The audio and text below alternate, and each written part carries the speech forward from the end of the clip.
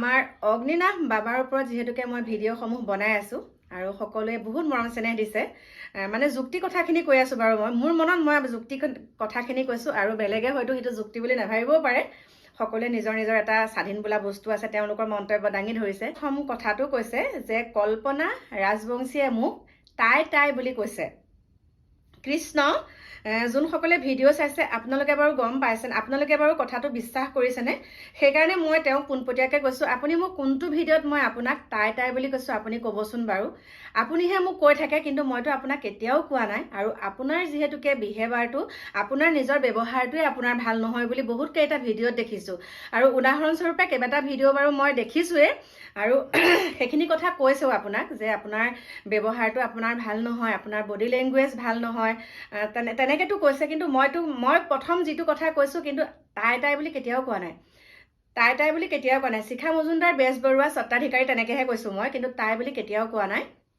প্ৰথম কথাটো সেইটো কৈছে মই সন্মান কৰিব নাজানো তাই বুলি কৈছোঁ ঠিক আছে আজিৰ পৰা মই আপোনাক একদম এভাগ নাম দিছোঁ দেই কাৰণ মোক সকলোৱে মা বুলি মাতে কাৰণ মই কৈছোঁ যে মোক মা বুলি মাতিলে মই ভাল পাওঁ কাৰণ মোৰ ভিডিঅ'সমূহ যোনসকলে চাই প্ৰায় সংখ্যক মানে সৰু সৰু ল'ৰা ছোৱালীয়ে চাই সেইকাৰণে মা বুলি মাতে আৰু আপোনাক এতিয়া মই আইগৰাকী বুলি মাতিম আজিৰ পৰা দেই আমাৰ অগ্নিনাভ বাবাৰ স্বত্বাধিকাৰী আইগৰাকীক কৈছোঁ প্ৰথমতে আপুনি শুনি লওক আপুনি কোৱা কথাষাৰ মই একদম মানে কেতিয়াও কোৱা নাই তাই বুলি কেতিয়াও কোৱা নাই আৰু আপুনি আৰু এটা কথা ক'লে আৰু এটা কথা আপুনি উত্থাপন কৰিলে আৰু এভাগ বুলি কৈছোঁ দেই আপুনি আৰু এভাগ কথা উত্থাপন কৰিছে যে শিৱ পুৰাণত অগ্নিনাভ নামটো নাই বুলি আমি কৈছিলোঁ আমি আপোনাক কৈছিলোঁ যে শিৱ পুৰাণত অগ্নিনাভ নামটো নাই কিন্তু আপুনি আজি কৈছে যোনসকলে নাই বুলি কৈ আছে হেমকোষ অভিধানখনত যোনখন পুৰণা আছিলে হেমকোষ অভিধান সেইখনত কিন্তু আছিলে কিন্তু যেতিয়া আকৌ নতুনকৈ সংশোধন হ'ল সেইখনত কিন্তু নাই পোৱা আমি সেইকাৰণে সেইটো কথা কৈছোঁ কিন্তু তাতে আপুনি যেনেকুৱা এটা শব্দ ব্যৱহাৰ কৰিছে যে ভোকাটোৰে ভুকিয়ে থাকিব দেই ভোকাটোৰে ভুকিয়ে থাকিব একদম কমপ্লিট মোকে কৈছে দেই কাৰণ আমাৰ নাম কৈছে যে ভোকাটোৰে ভুকিয়ে থাকিব গতিকে মই প্ৰত্যাহ্বান জনাইছোঁ মোৰ ঘৰলৈ কল্পনা ৰাজবংশী আহক আৰু তেখেতৰ ভাতৃ আহক ঠিক আছে এতিয়া আকৌ কথাটো ক'বলৈ লৈছোঁ ভোকাটোৰ কাক কয় আপুনি জানেনে বাৰু আপোনাক সুধিছোঁ আমাৰ আইগৰাকীক সুধিছোঁ আমাৰ অগ্নিনাভ বাবাৰ স্বত্বাধিকাৰী আইগৰাকীক সুধিছোঁ মই আপোনাক আজিৰ পৰা মই আইগৰাকী বুলিয়ে মাতিম কাৰণ কি হয় আমাৰ শংকৰ সংঘৰ মতে আমাৰ বয়োজ্যেষ্ঠ মহিলাসকলক আমাৰ আইগৰাকী বুলি মাতে দেই সেইকাৰণে মই বাৰু আপোনাক আইগৰাকী বুলিয়ে মাতিছোঁ কাৰণ আপোনাকতো আই বুলিয়ে কয় সকলোৱে গতিকে ময়ো কৈছোঁ আইগৰাকী আপুনি ভোকাটোৰ বুলি কোৱাৰ আগত আপুনি অকণমান নিজে সংশোধন কৰিব লাগিছিলে আপুনি কাক কেনেকৈ কৈছে ভুকিয়ে থাকিব বুলি কৈছে আৰু কৈছে নিজৰ গলত 2 থাপ্পৰ দেই শব্দটো এনেকুৱা মই আপোনালোকক একদম ইমান কোনো মিছা কথা কোৱা নাই নিজৰ গালত 2 স্বৰ বুলি কৈছে নিজৰ গালত 2 স্বৰ মাৰি লওক বুলি কৈছে একদম এনেকুৱা বেয়া লাগিছে আপোনাৰ মুখত এইটো শব্দ শুনিম বুলি একেবাৰে আমি ভবা নাছিলোঁ আশা কৰা নাছিলোঁ দেই আপোনাৰ মুখত এনেকুৱা কিছুমান শব্দ প্ৰকাশ পাব সেইটো আমি কেতিয়াও আশা কৰা নাছিলোঁ এটা কাৰণে কৰা নাছিলোঁ আপোনাৰ মন্দিৰ ভাগলৈ লাখ লাখ ভক্তগণ যায় আৰু সেই লাখ লাখ ভক্তগণে আপোনাক আই বুলি আপোনাৰ হাতৰ পৰা নিৰ্মালি গ্ৰহণ কৰে কিন্তু আপুনি যেতিয়া সেই শব্দকেইটা আজি কৈছে আমি নিজকে মোক গা নোমটো শিয়ৰি গৈছে আপুনি কেনেকৈ ক'ব পাৰিছে বাৰু নিজৰ গলত 2 স্বৰ চৰিয়াই দিব লাগে এনেকৈ কৈছে আৰু ভুকি থাকে ভুকিবই কুকুৰেহে ভুকে হয়নে নহয় গতিকে এতিয়া মই আপোনাক কৈছোঁ দেই আমি বাৰু ভোকাটোৰ আমি ইমানো ভোকাটোৰ নহয় যে ৰাইজক ঠগি বুলি কৈছোঁ ৰাইজক মিছা কিছুমান প্ৰলোভন দি ৰাইজক এনেকুৱা হ'ব মন্দিৰ ভাগলৈ নাহিলে এনেকুৱা নহয় বহুতখিনি আপুনি প্ৰলোভন দিলে দেই বহুতখিনি প্ৰলোভন দিছে আপুনি বহুতখিনি প্ৰলোভন দি পেলাই আপুনি তেনেকৈ আপুনি ঠগি খাই আছে আৰু সেই ঠগি খোৱাক কি বুলি কয় বাৰু কওকচোন আমিতো তেনেকৈ ঠগি খোৱা নাই আমি সঁচা কথা কৈছোঁ সঁচা কথা কৈ পেলাই আমি ভাত মুঠি মোকলাইছোঁ সঁচা কথা কৈ আমি মানুহক তেনেকৈ ঠগি পেলাই খোৱা নাই আৰু ভোকাটোৰ কুকুৰ বুলি কোৱাৰ লগে লগে শব্দটো আপোনাৰ মুখত একেবাৰে প্ৰযোজ্য হোৱা নাই বুলি কৈছোঁ দেই সেইখিনি কথা আৰু আপুনি বাৰে বাৰে কৈ আছে ভাইটি এনেকৈ কৈছে আপোনাক আৰু এটা কথা কওঁ দেই সেই যোনভাগ হেমকোষৰ কথা কৈছোঁ মানে অগ্নিনাভৰ কথা আপুনি বাৰু আইগৰাকী আপুনি বাৰু অকল ময়ে আপোনালৈ ভিডিঅ' আপোনাৰ এগেইনষ্টত আপোনাৰ বিপৰীতে মানে ময়ে অকল ভিডিঅ' বনাইছোঁ বুলি আপোনাৰ দৃষ্টিগোচৰ হৈছে নেকি?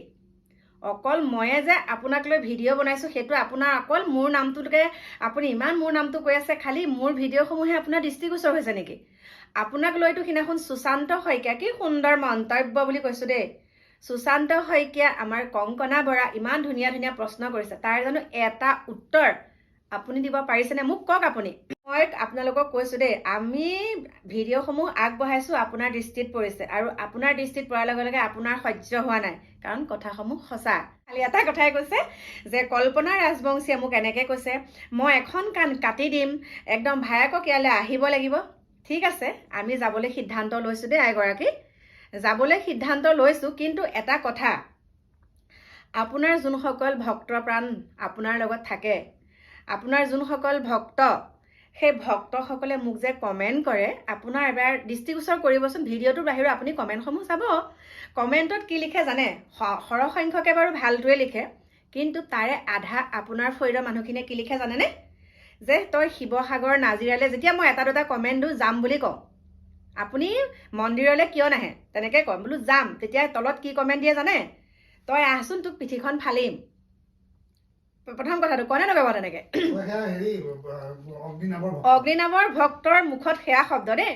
আপোনাৰ ভক্তগণে মোক তেনেকে কমেণ্ট কৰে যে তই আহিলে আমাৰ বাবাৰ ওচৰলৈ আহিলে তোক পিঠিখন ফালিম। এতিয়াতো আপুনি মোক মাতি আছে, পিঠিখন ফালিম বুলি কৈছে, তোক চামচোন কেনেকে তই কেনেকে আহ, তোক গাড়ীখন জ্বলাই দিম, তোক গাড়ী জ্বলাই দিম, তই কেনেকে আহ চাবি, তোক পিঠি ফালি দিম। ঠিক আছে, সেইসকল ভক্ত জানো আপোনাৰে নহয়? কাৰণ আপোনাক ছাপোৰ্ট কৰা ভক্তসকল, আৰু তেওঁলোকে এনেকুৱা কথা ক'বলৈ কেনেকৈ সাহ পাইছে জানে? একদম মেইন যেতিয়া আইগৰাকীৰ মুখতে ইমান অচিল্য বুলি কৈছোঁ দেই মই, একদম আইগৰাকীৰ মুখতে যেতিয়া ইমান অচিল্য শব্দ প্ৰয়োগ কৰিব পাৰে, আপোনাৰ তলত থকা আপোনাৰ ভক্তসকলে কিয় কৰিব নোৱাৰে বাৰু? কাৰণ আমাৰ ডাকৰ বচনতে আছে, আগৰ গৰু যেনি যায় পাছৰ গৰু তেনিয়ে যায়। হয়নে নহয় কথাটো? আগৰ গৰু যেনি যায় পাছৰ গৰু তেনি যায়। গতিকে আপুনি সেইটো শিক্ষা দিছে, সেইকাৰণে আপোনাৰ শিক্ষাটো গ্ৰহণ কৰি তেওঁলোকে মোক তেনেকৈ কমেণ্ট কৰিছে, হয়নে নহয়? কিন্তু মই যাবলৈ প্ৰস্তুত আইগৰাকী, মই আপোনাৰ তালৈ যাম, আৰু মই কাক কেনেকৈ ব্যৱহাৰ কৰিব লাগে অন্ততঃ সেইকণ সাধাৰণ জ্ঞানকণ মোৰ আছে দেই। মই কৈছোঁ, আপোনাৰ যেতিয়া ইণ্টাৰভিউসমূহ লয়, আপোনাৰ থকাৰ গঠন শৈলীবিলাক কেনেকুৱা বাৰু? আপুনি অকণমান নিজে আপোনাৰ ভিডিঅ'সমূহ প্ৰত্যক্ষ কৰিবচোন, অকণমান আপুনি নিজে চাব। আপুনি থকা, আপোনাক কিবা এটা সুধিলে আপুনি এটা উত্তৰৰ পৰা আপুনি বেলেগ ফালে টানি নিয়েগৈ, আপোনাৰ দেহা শৈলীটো কেনেকৈ থাকে, চকুৰ পাক আপুনি কেনেকৈ থাকে, আপুনি নিজকে অকণ চাব। বেলেগক আঙুলি তোৱাৰ আগতে নিজে অকণ সংশোধন হ'বলৈ চাব। আপুনি যে মোক কৈছে মই তাই আপুনি কোন ভাগ ভিডিঅ'ত দেখিলে? মই আজি 10টামান ভিডিঅ' দিলোঁ অগ্নিনাভ বাবাৰ ওপৰত, মন্দিৰ ভাগৰ ওপৰত। মই কৈছোঁ ইমান কোনো কোৱা নাই, আপোনাৰ মন্দিৰত মানে বহুতখিনি অলৌকিক শক্তি আছে, বহুত জাগ্ৰত হয় আপোনাৰ মন্দিৰ ভাগ, বহুতৰ মুখত শুনিছোঁ, সেইটো মই বিশ্বাস কৰিছোঁ। কিন্তু তাক লৈ পেলাই আপুনি যোনখিনি বেপাৰ আৰম্ভ কৰিছে, সেই বেপাৰটোকহে মই কৈছোঁ। কালি পৰহিটো আৰু এটা আমাৰ মই কৈছোঁৱে যে আৰু এজন গৈছিলে আমাৰ ইউটিউবাৰে, তেখেতেতো আপোনাৰ মানে সপক্ষেই কৈ আছিলে, বহুত ধুনীয়া ধুনীয়া ভিডিঅ' বনাইছিলে, কিন্তু আজি তেওঁ কিয় নিজে যেতিয়া গৈ দেখি আহিলে, আজি কিয় আপোনাৰ বিপক্ষে ক'বলৈ পালে? আজি কিয় আপোনাৰ বিপক্ষে ক'বলৈ পালে? আপুনি নিউজ চেনেলসমূহত তাত ভিডিঅ' বনাব দিছে, ইউটিউবাৰসকলক দিয়া নাই। আৰু যেতিয়া বাইক লৈছে সন্মুখৰ দোকানসমূহত, তেতিয়া সকলো জুলুঙাৰ মেকুৰী ওলাই পৰি পেলাই মোক কি কৈছে যে তাত সকলোখিনি ভেকু ভাওনা, সকলোখিনি তাত ভেকু ভাওনা। গতিকে প্ৰভু আইগৰাকী, মই আপোনাক কৈছোঁ, মই আপোনাৰ তালৈ যাম, এই 2 এদিনতে যাম দেই। আৰু যোৱাৰ আগত কথাটো কৈ লৈছোঁ দেই, যোৱাৰ আগতে মানে নিজেওতো অকণমান হ'লেও প্ৰস্তুত হৈ যাব লাগিব, কাৰণ বহুত দূৰ যোৱা নহয় জানো, বহুত দূৰ এদিনতে ঘূৰিব নোৱাৰিম। সেইকাৰণে আমাৰো কিছুমান কাম থাকে কৰণীয়, সেই কাম বনখিনি কৰি আপোনাৰ তালৈ অতি সোনকালে গৈ আছোঁ, হয়নে নহয়? এতিয়া এইমাত্ৰ ভাইটি আহি পাইছেহি, তই কবি নেকি কিবা? আমি আপোনাৰ প্ৰত্যাহ্বান গ্ৰহণ কৰিছোঁ। আপোনাৰ প্ৰত্যাহ্বান যিহেতুকে আপুনি নিউজ লাইভতো কৈছে, বা আজিকালি ভিডিঅ' ভাগ মোৰ কাৰণে বনাই প্ৰস্তুত কৰিছে আপুনি, আপুনি ইমান খঙত কৈছে, কেনেকৈ পাৰে বাৰু? আপোনাৰ অকণমানো মানে মনলৈ নাহে যে মই এভাগ মন্দিৰ চলাই আছোঁ, মোক সকলোৱে আই বুলি কয়, মোৰ হাতেৰে নিৰ্মালী ভাগ বহন কৰে।